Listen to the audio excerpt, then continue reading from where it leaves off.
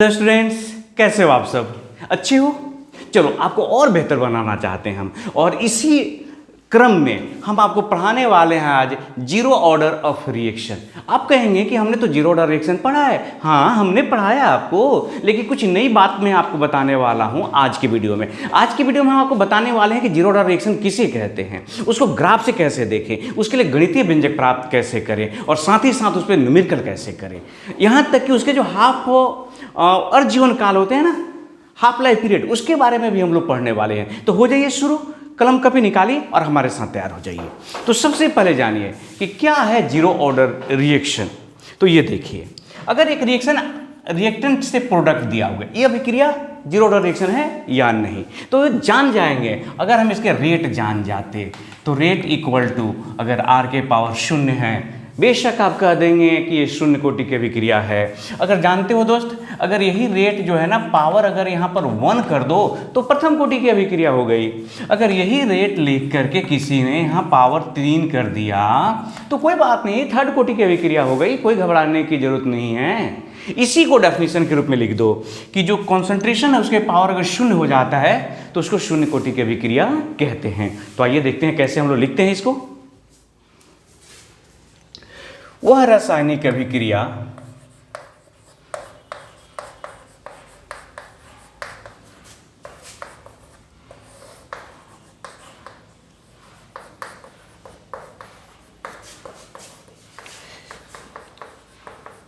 जिसका दर, याद रखिएगा, जिसके दर की बात कर रहे हैं, जिसका दर प्रतिकारकों के सांद्रताओं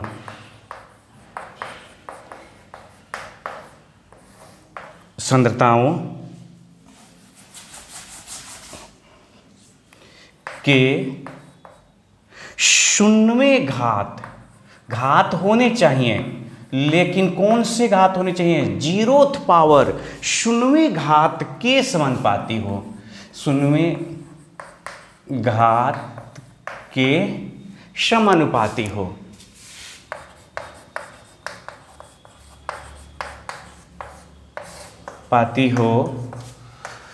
तो उसे क्या आप कहते हैं? शून्य कोटि की अभिक्रिया, जीरो ऑर्डर रिएक्शन, शून्य कोटि की अभिक्रिया, आप उसी को कह देते हैं अभिक्रिया।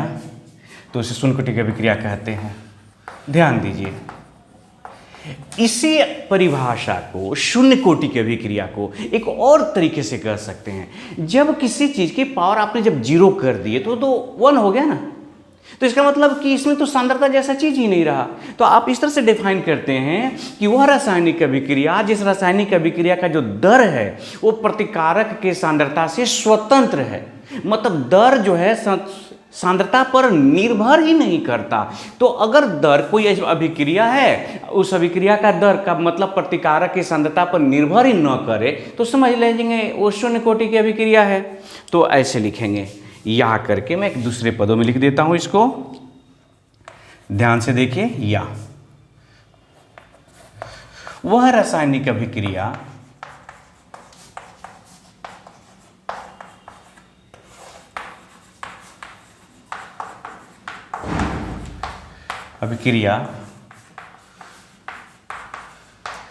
जिसका दर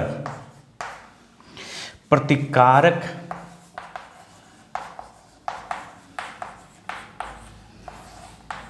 की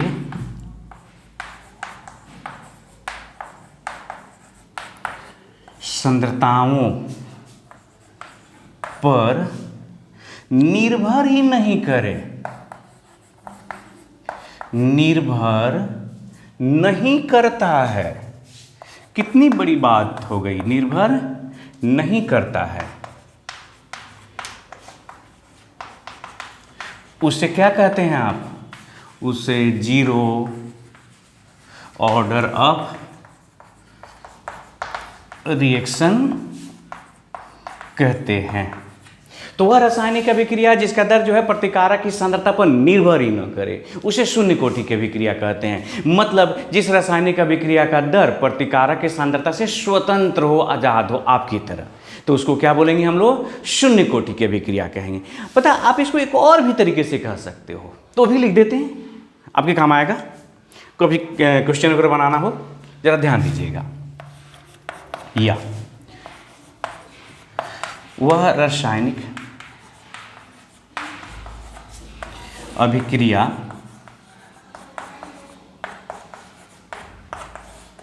जिसका जो दर है, ये दर, जिसका दर नियतांक, दर नियतांक, ध्यान रखिएगा, दर कहाँ हो जाएगा? तो दर नियतांक के बराबर हो, दर नियतांक के बराबर हो, उसे जीरो ऑर्डर ऑफ रिएक्शन कहते हैं।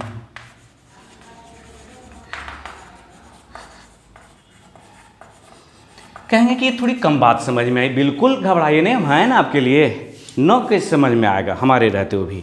ऐसा करते हैं कि एक रिएक्शन लेते हैं, जैसे एग्जांपल इसको समझने के लिए ऐसे करते हैं, जैसे मान लीजिए ये रिएक्टेंट है और ये बदल गया प्रोडक्ट में, तो अगर ये शून्य कोटि की अभिक्रिया है तो क्या हो जाएगा? दर समानुपाती प्रतिकारक के सांद्रता के शून्यवें घात, पहला परिभाषा। तो क्या करोगे दोस्त? दर इक्वल टू के और आर के पावर 0 माने 1, तो क्या कह दोगे? बोलो, जो दर है बराबर के, जरा देखो तो, यही ना लिखी हो तीसरी बात, वह रासायनिक अभिक्रिया जिसका दर किसके हो? दर नियतांक, इसी का नाम है दर नियतांक। बोलो, नहीं बोलोगे? बोलते ही होगे। यही डिमेरिट है आपके इस तरह के क्लासों में, और जो क्लासरूम का क्लास होता है उसमें आपके और हमारे बीच में इंटरेक्शन होता है, उसका एक अलग आनंद है, लेकिन फिर भी ये भी बेहतरीन है। तो ये जो दर है, दर नियतांक के बराबर हो गया, तो हम लोग इसको कह देंगे शून्य कोटि की अभिक्रिया, अथवा कह दो, यहाँ से देखो, ये शून्यवें घात के समानुपाती। ये डेफिनेशन आपके लिए ज़्यादा जरूरी है। मैं क्यों बता रहा हूँ? जब प्रथम कोटि की अभिक्रिया करें तो यहाँ 1 कर देंगे, तो हम कहेंगे कि दर जो है सांद्रता के प्रथम घात के समानुपाती। अगर मुझे द्वितीय कोटि को डिफाइन करना होगा तो मैं 2 कर दूंगा, मुझे ढाई कोटि को डिफाइन करना है 2.5 कर दूंगा, हो गया।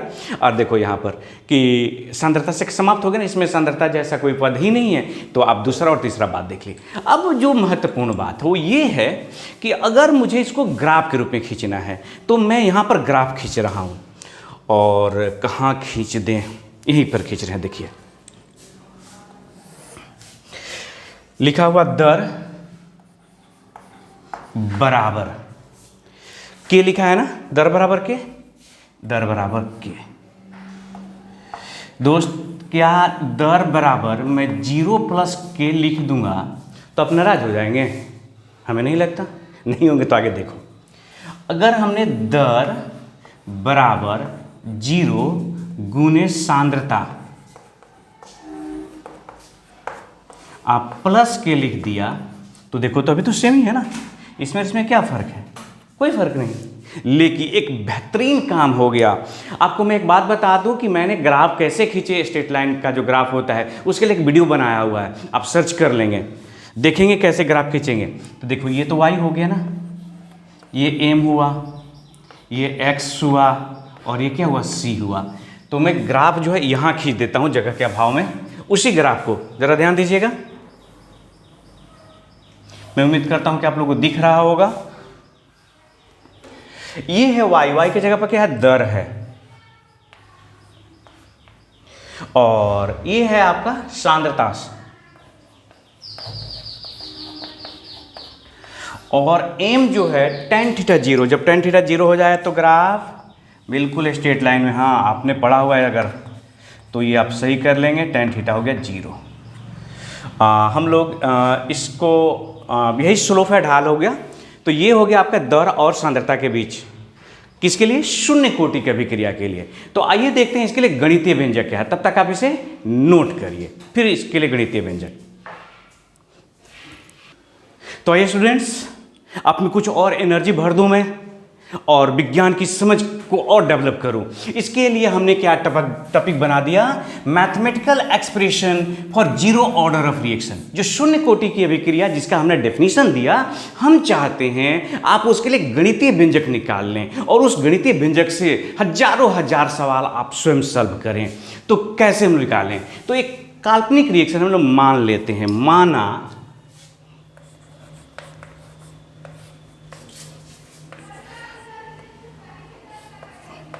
एक रिएक्शन है शून्य कोटि की अभिक्रिया, माना शून्य कोटि की अभिक्रिया है। ऐसा आपने क्या किया? मान लिया। ये रिएक्शन कैसा है? तो शून्य कोटि का। अब देख पा रहे हैं ना, आर से ये पी है, रिएक्टेंट से एक प्रोडक्ट में बदल रहा है और आपने मान लिया कि ये जीरो ऑर्डर रिएक्शन है। तो अगर जीरो ऑर्डर रिएक्शन है तो अकॉर्डिंग टू योर डेफिनेशन, इसलिए क्या हो जाएगा बोलिए? जो दर है रेट समानुपाती आर के पावर जीरो। क्यों दोस्त, कोई समस्या है? हो ही नहीं सकता। आपने क्या किया? ये तो आर के यहाँ पर पहले कांस्टेंट लगा दूं मैं, और आप देखिए यहाँ ये जीरो है, समानुपाती का चिन्ह लगा। इसका नाम क्या है? जहाँ के इक्वल टू दर नियतांक, इसी का नाम है ना, दर नियतांक। आप कहेंगे कि इतना लंबा क्यों खींच रहे हैं? हाँ, ये थोड़ा लंबा हो गया। अब मैं इसको कर दे रहा हूँ आप 1, तो रेट इक्वल टू के ये 1 हो गया। ये तो जो रेट है प्रतिकारक का दर है ना, और प्रतिकारक के दर आप नेगेटिव में लिखते हैं, आपको पता है पहले से, minus D R by D T हो जाएगा ना इसकी जगह पर, बोलिए। बिल्कुल, जो हमारे पास जो डेफिनेशन है इक्वल टू की। अब थोड़ी सी मैथ की समझ होनी चाहिए, और मैथ में कैलकुलस की। आप कैलकुलस में इंटीग्रेशन पढ़ा हुआ है, सिंबल होता है ना, dx अगर है तो इसका इंटीग्रेशन x होता है, बहुत पहले से आप जानते हैं। अगर मान लीजिए कहीं 5dx लिखा हुआ है, इसका मुझे अगर इंटीग्रेशन करना होगा तो मैं इंटीग्रेशन का चिन्ह यहाँ नहीं लगाता हूँ। हम लोगों ने सीखा हुआ बचपन से ही कि इंटीग्रेशन जो कांस्टेंट होते हैं उनको बाहर कर दिया जाता है, और इस तरह से हो जाता है ये 5x हो जाएगा। एक और नोटवर्थी पॉइंट है कि जब इंटीग्रेशन समाप्त होता है तो दाएं पक्ष में एक कांस्टेंट लगा देते हैं। ये बात आपको याद रखनी होगी। तो हमने क्या किया, बात को और आगे बढ़ाया और इधर से मल्टीप्लाई कर दिया, माइनस डी आर हो गया ये के डी टी। तो अब क्या करते हैं, इस माइनस साइन को उधर भेज देते हैं। तो भेज दीजिए, इसमें अपना क्या जाता है, मेरा भी नहीं जाता और आपका भी कुछ नहीं जाता है इधर उधर भेजने में माइनस चिन्ह को। अब बताइए क्या करूं? बिल्कुल, आप अगर सोच रहे होंगे इसको इंटीग्रेशन कर दें, मैं इंटीग्रेशन करने वाला हूं, तो आप 100% सही सोच रहे हो भाई। Integration both side, integration both sides. जब इंटीग्रेशन कर देंगे तो आइए, ये हो गया डी आर, माइनस बाहर हो गया, के बाहर हो गया, और डी टी, यही होगा ना, देख लीजिए। तो डी आर का इंटीग्रेशन तो आर हुआ, कॉन्सेंट्रेशन ऑफ आर, और माइनस रह गया, के रह गया, डी टी का टी हो गया। और जैसा कि मैंने अभी आपसे कहा कि एक हम लोग कांस्टेंट को जोड़ देते हैं, तो हमने यहाँ पे आई जोड़ दिया। हाँ, लिख देंगे कि आई क्या है, तो इंटीग्रेशन कांस्टेंट है, जहां I equal to integration constant. ये इंटीग्रेशन कांस्टेंट हो गया। अब मुझे इस आई का वैल्यू ज्ञात करना है। तो हम क्या करने वाले हैं कि सोचो कि जब रिएक्शन अभी शुरू ही नहीं हुआ था, आप ऐसे समझिए कि यहाँ पर आपके पास प्रतिकारक है 10 किलो, 10 kg है, मान लीजिए कि गेहूं है, एक साधारण सा एग्जाम्पल लेते हैं जिससे आपको समझाने में सुविधा हो। आप गए हैं चक्की में आटा पिसवाने के लिए, तो जिस वक्त अभी समय शून्य है तो आटा कितना है, अभी तो आटा आपके पास 0 है ना, क्योंकि अभी तो रिएक्शन ही शुरू हुआ नहीं। इसका मतलब कि टाइम जब 0 होगा तो प्रतिफल बना ही नहीं, जितना भी प्रतिकारक था वो सब मौजूद है।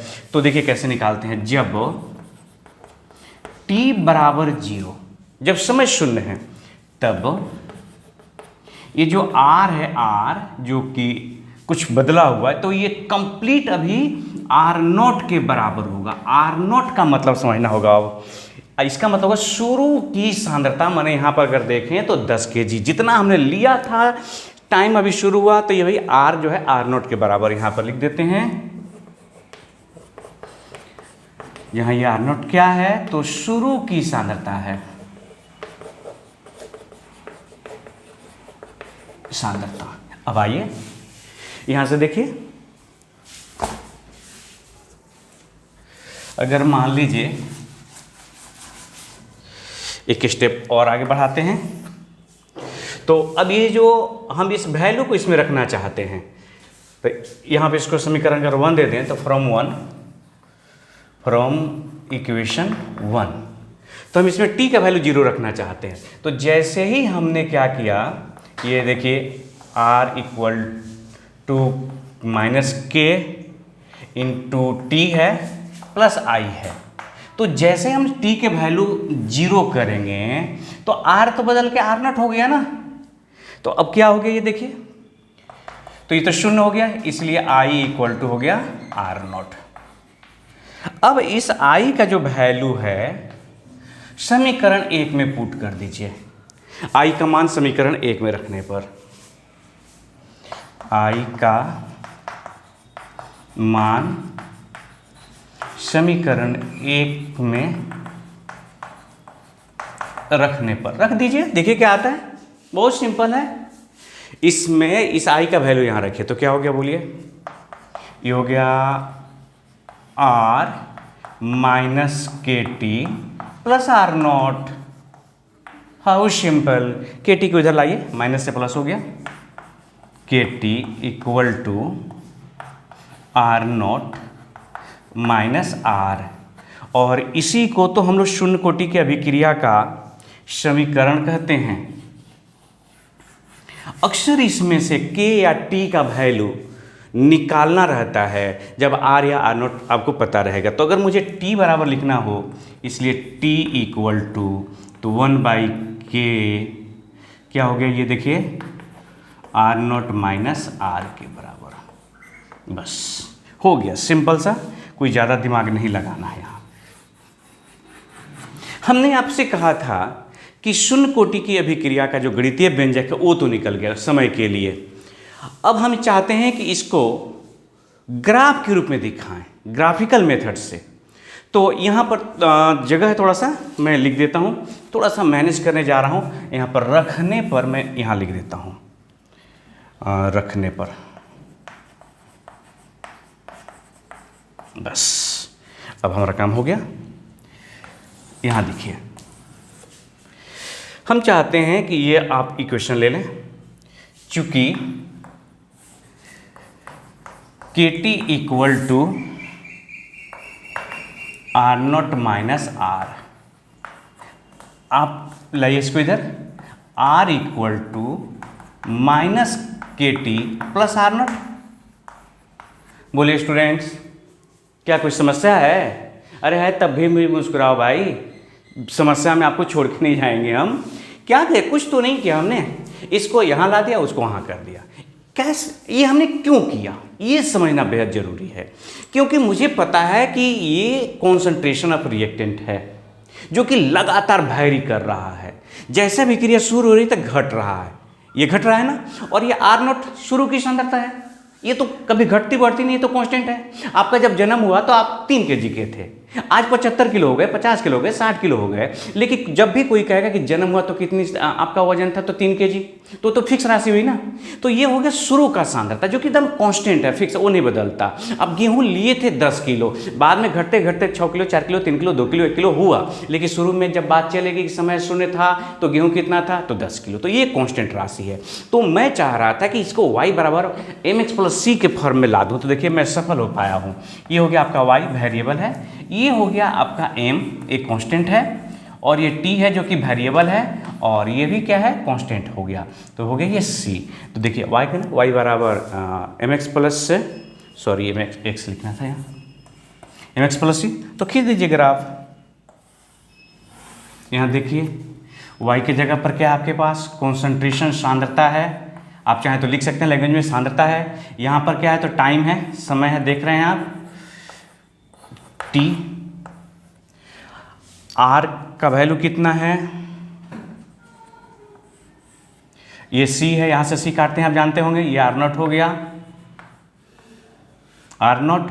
और चूंकि m का मान नेगेटिव है तो इसलिए ग्राफ कहाँ चला जाएगा, नीचे चला जाएगा, tan theta equal to -k हो गया। ये याद रखिएगा इस तरह से ग्राफ। और एक बार फिर से याद दिला दूं कि y बराबर mx प्लस c पे ग्राफ कैसे खींचे जाते हैं, हमने उस पर एक वीडियो बनाया हुआ है, आप देखेंगे समझेंगे, अभी भी जरूरत पड़ेगी उस ग्राफ की। तो पहले आप इसको नोट करिए और फिर इसके हाफ जो अर्धजीवन काल का जो वैल्यू होता है उसके लिए निकालते हैं वैल्यू।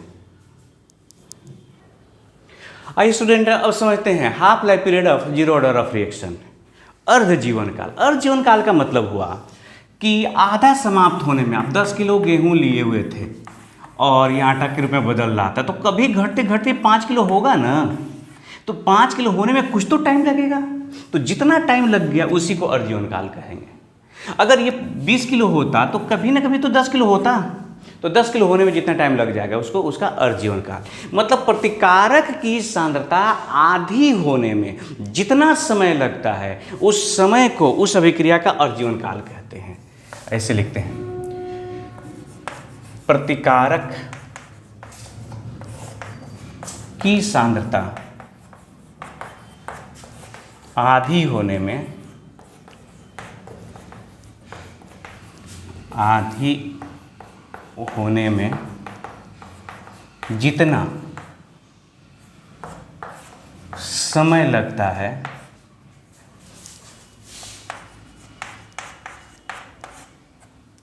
उस समय को उस अभिक्रिया का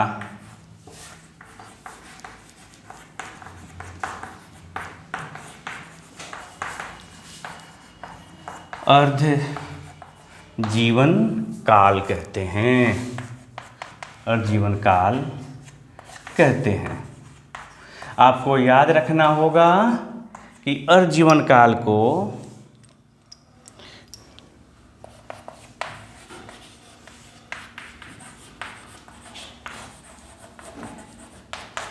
टी हाफ से सूचित करते हैं। टी में टोटल टाइम का हाफ हो गया, से सूचित किया जाता है। तो अब हम ये देखें कि अगर कोई शून्य कोटि की अभिक्रिया है तो उसके अर्ध जीवन काल में कितना टाइम लगेगा, हम ये जानना चाहते हैं। तो देखिए कैसे करते हैं, देखिए ध्यान से, व्यंजक चाहते हैं एक्सप्रेशन। चूंकि t बराबर टोटल टाइम कितना है शून्य कोटि के लिए, 1/k r0 माइनस r, यही है ना। अब देखिए जब t जो है t हाफ हो जाए, माने जो समय है वो आधा हो जाए, तो सांद्रता भी जितनी थी उसकी आधी हो जाएगी। तब ये जो r है ये हो जाएगा r0/2। इसी वैल्यू को रख दीजिए, इसलिए हम t की जगह पे अब t हाफ कर देते हैं। तो t की जगह पर जैसे हमने t हाफ किया तो 1/k तो रह गया, r0 रह गया, लेकिन r की जो हो गई ये हो गया कितना, r0/2। कितना हो गया बताइए, 2r0 माइनस r0, ये हो गया r0/2। 2k, यही हो गया आपका t हाफ का वैल्यू। तो शून्य कोटि की अभिक्रिया के लिए स्टूडेंट्स याद रखिएगा, और जीवन काल का यही जो होता है गणितीय व्यंजक होता है शून्य कोटि की अभिक्रिया के लिए। तो इस तरह से हम लोगों ने शून्य कोटि की अभिक्रिया के लिए व्यंजक प्राप्त किया, उसके आजीवन काल के लिए व्यंजक प्राप्त किया, उसको गणितीय ग्राफ के रूप में व्यक्त किया। अब है इसके बाद प्रथम कोटि की अभिक्रिया, आप इसे नोट करें और फिर उसके बाद प्रथम कोटि की अभिक्रिया को देखते हैं। आइए स्टूडेंट्स, अब फर्स्ट ऑर्डर रिएक्शन को उसको परिभाषित करते हैं, उसको गणितीय व्यंजक के रूप में व्यक्त करते हैं, उसका ग्राफ खींचते हैं, फिर उसका भी हाफ लाइफ पीरियड।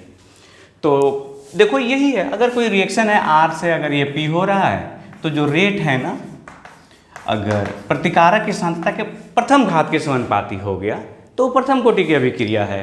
तो इसी को डेफिनेशन के रूप में लिख देना है। वह रासायनिक अभिक्रिया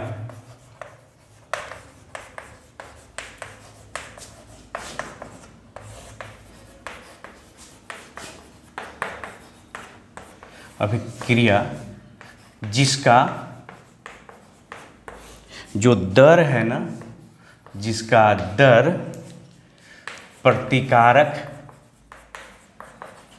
प्रतिकारकों के सांद्रताओं के क्या बताइए प्रथम घात के समानुपाती हो।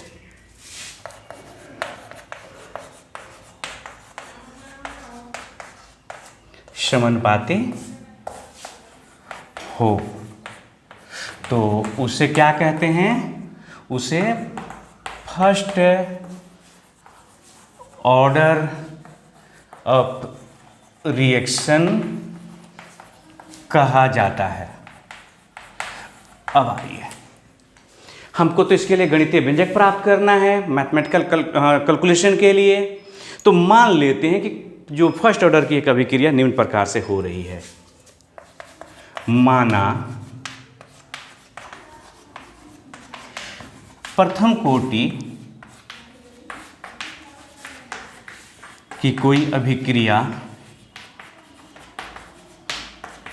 निम्न प्रकार से हो रही है,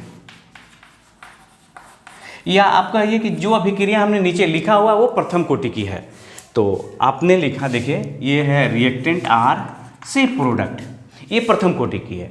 तो अगर ये प्रथम कोटि की है तो परिभाषा के अनुसार दर हो जाएगा, बताइए पावर 1, मतलब कुछ नहीं।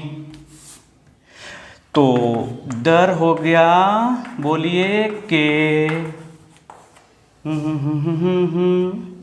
अब देखिए dr हो गया बस सेम टू सेम। तो अभी जो हमने लिखा था ये माइनस dr बटा dt के, बस थोड़ा सा मैथमेटिकल कैलकुलेशन आपका ठीक होना चाहिए स्टूडेंट्स। मैं क्या करने वाला हूँ कि इसको वहाँ पर करने वाला हूँ। देखिए ये दोनों एक ही है ना, समान जाति की है, तो एक जगह कर दे रहे हैं। तो ये हो गया dr बटा r, माइनस चिन्ह भी कर दिए, और dt। क्या कोई आपको नाराजगी है इससे? नहीं है तो इंटीग्रेशन कर दो दोनों ओर, इंटीग्रेशन बोथ साइड।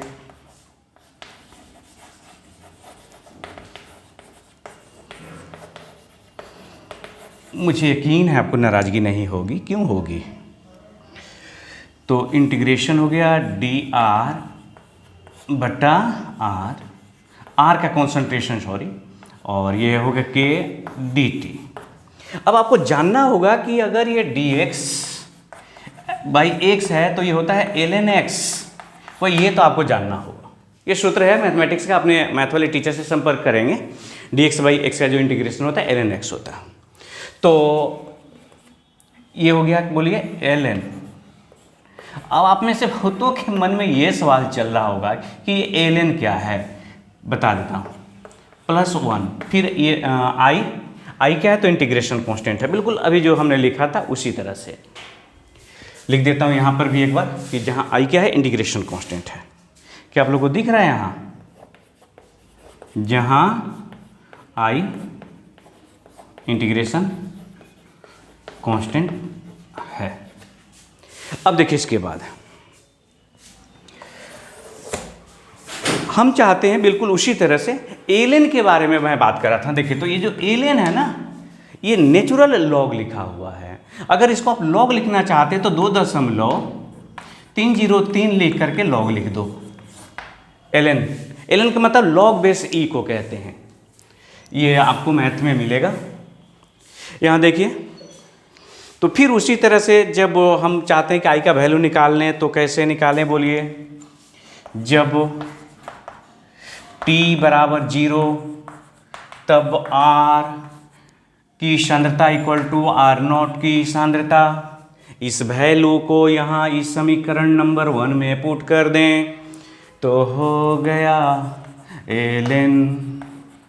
आप देखिए माइनस के, t के जगह पे 0, i के जगह पर हमने क्या रख दिया, सॉरी अभी i के जगह पे हमने कुछ नहीं रखा, ये रखा। तो जैसे यहाँ t की जगह पे 0 रखा, ये हो गया r0। तो इसलिए क्या आ गया, i equal to ln r0। बिल्कुल सेम टू सेम। अब फिर इस i का वैल्यू कहाँ रख देंगे हम लोग, समीकरण 1 में, फ्रॉम इक्वेशन फर्स्ट। रखिए क्या होता है देखिए। तो जब आपने इसको रख दिया तो ln r minus k t plus ln r0। ये तो ln माने लॉग है ना, वह लॉग जिसका बेस e है। मैं अब फिर उसी तरह से, ये माइनस है, इसको इधर लाने वाला हूँ और उसको उस साइड में। तो इसलिए के टी इक्वल टू बोलिए, बोलिए एक बार जोर से, हो गया ये log a minus log b क्या होता है, log a बटा b। इसलिए k2 equal to ln r0। मुझे लगता है इसके बारे में आपको एक बार एक अलग से एक वीडियो बनाना चाहिए। और हालांकि ये मैथ है और कुछ नहीं, इसलिए t बराबर क्या लिख दें, t equal to 1/k ln r0 बटा r। थोड़ा ज़्यादा कंजूसी ये जगह के अभाव में मैं करने लगा, आप इसको नोट कर लें, ठीक है। और फिर एक बार इस ln को log में बदल करके भी आपको दिखा रहा हूँ, तो आप इसे नोट करिए। तो स्टूडेंट्स अभी मैंने आपको बताया कि कहीं अगर ln लिखा है तो 2.303 कर दोगे तो ये log हो जाता है। तो आप लिख सकते हैं, इसलिए t equal to 1/k 2.303 log r0 मतलब शुरू की सांद्रता और ये r हो गया बाद की सांद्रता। तो ये हो गया आपका प्रथम कोटि के अभिक्रिया के लिए गणितीय व्यंजक। ये बहुत महत्वपूर्ण है, तो बहुत सारे सवाल आते हैं, याद रखिएगा। अब हम चाहते हैं कि इसके लिए अर्धजीवनकाल का मान निकालें। अर्धजीवनकाल का मान निकाल करके और दोनों का एक ही साथ ग्राफ, कि पहले इसका ग्राफ खींच लेते हैं। चलो ग्राफ खींच लेते हैं। तो आप देखिए, आप किसको ऐसे खींचिए या ये वाला समीकरण ले लीजिए, कोई एक ले लीजिए, किसी से कोई बन जाएगा। K t equal to ln r0 minus ln r। मेरे भाई बिल्कुल उसी तरह से ln r की सांद्रता बाहर कर दो, माइनस के टी हुआ प्लस ये ln r0 की सांद्रता। हो गया ना आपका काम। ये y, फिर उसी तरह से m x और ये c। बहुत सुंदर, ये हो गया आपका ग्राफ। तो y की जगह पर क्या है आपकी ln r है, c की जगह पर क्या है, तो आपने यहाँ से मान लीजिए कि c काट लिया ये, और ये है ln r0 की सांद्रता। ये हो गया आपका टाइम, समय इधर बढ़ रहा है, चूँकि tan थीटा नेगेटिव है इसीलिए माइनस में चला गया ये वैल्यू, इस तरह से। अच्छा, अगर आपने लिखा शुरू में ही कि जो इसका जो रेट है, दर, वो बराबर है k इंटू सांद्रता के पावर 1, माने सांद्रता के। अगर मैं इस रेट और कॉन्सेंट्रेशन के पदों में, दर और सांद्रता के पदों में अगर चाहूँ ग्राफ, तो भी बहुत ही मजेदार ग्राफ है। जरा देखिए कैसे। रेट इक्वल टू के आर। अगर मैं जीरो जोड़ दूं तो क्या होगा, आपको कोई नुकसान होने वाला? बिल्कुल नहीं होने वाला। लेकिन आपका काम हो गया, देखिए वाई एम एक्स और सी। जब सी का वैल्यू हो गया जब 0, तो ग्राफ आप समझ रहे हैं ना कहाँ से जाने वाला, मूल बिंदु से।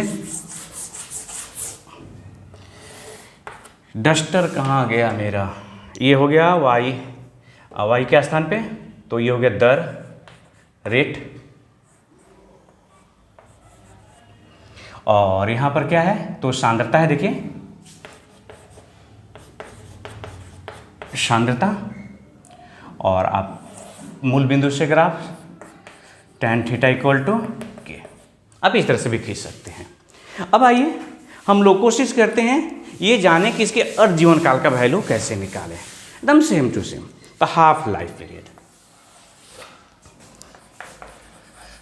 Half life period of first order of reaction. तो अब आपको अर्ध जीवन काल का परिभाषा नहीं लिखने जा रहा हूं, अभी मैंने आपको बताया। तो ये देखिए, आपको करना कुछ नहीं है कि जब T जो है T हाफ हो जाए, मैंने आधा हो जाए, तो सांद्रता भी तो आधी हो जाएगी ना। ये R किसके बराबर हो जाएगा, R0/2। इस वैल्यू को इसमें रख दीजिए, निकल जाएगा।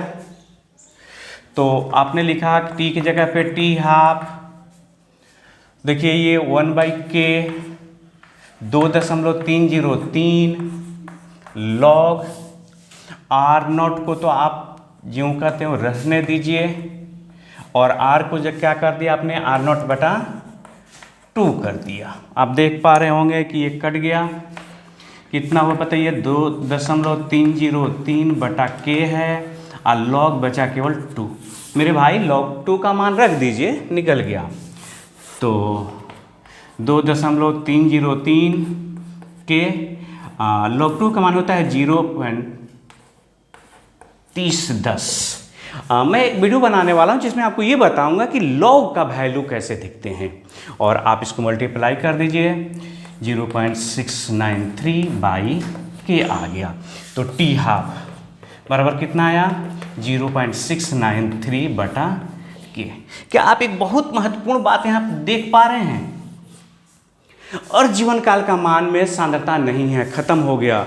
तो आप ये चीज सीखे कि प्रथम कोटि की अभिक्रिया का अर्ध जीवन काल जो होता है ना, शुरू की सांद्रता पर निर्भर ही नहीं करता है। एक्चुअली मैं जगह देख रहा हूँ कि लाइन कहाँ लिख दूँ।